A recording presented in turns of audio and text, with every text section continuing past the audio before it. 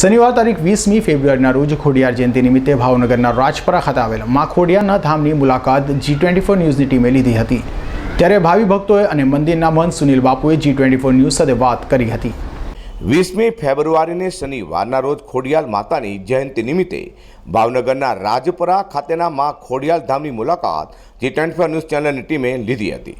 ત્યારે રાજપરા સ્થિત મા ખોડિયારના મંદિરને વિવિધ લાઇટોની રોશની તથા રંગબેરંગી ધજા પતાકાઓથી શણગારવામાં આવેલું દેખાતું હતું।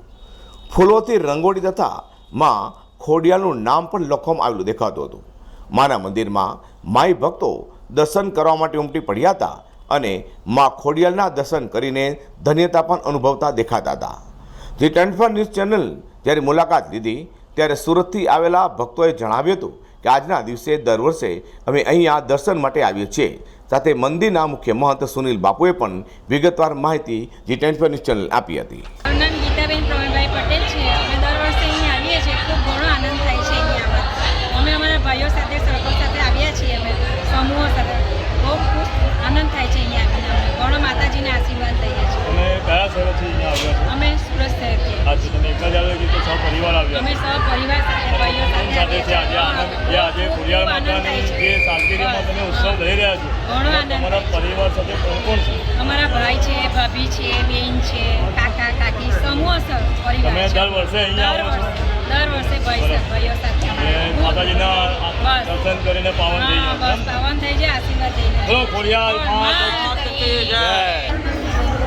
કયા શહેરથી તમે આવ્યા છો? હું સુરત શહેરથી આવી છું। હાજી, આજે ખોડિયાર માતાની સાલગીરી ઉજવવાના છે, જેના લીધે અમે લોકો છેક સુરતથી સ્પેશિયલ અહીંયા ખોડિયાર માતાના દર્શન કરવા માટે આવ્યા છે। અને જે આ દર્શન કરવાથી અમને એટલો બધો આનંદ અનુભૂતિ થાય છે કે અમે લોકો એટલા ખુશ થઈ ગયા છે કે દર વર્ષે અહીંયા આવવા છે। ખોડિયાર માતાની વિશેષતામાં એવું છે કે આ તો રાજરાજેશ્વરી ખોડલ માતા બહુ દયાળુ દેવી છે અને જે કોઈ યાત્રિક દેશ વિદેશમાં જ્યાં બેઠા મને યાદ કરે, સાચા દિલથી અને ભાવનાથી યાદ કરે તો માતાજી 100% એમનું કામ કરે છે। જે કોઈ બાધા માનતા રાખે છે તો માતાજી એની ફળીભૂત કરે છે। આ તો ખોડિયાર છે, ખોડલનું ખોટોડીની ખોટાની ખોડિયાર છે। એ જન્મ જયંતિ નિમિત્તે 3 વાર આરતી થાય છે, સવારની, બપોરની અને સાંજની।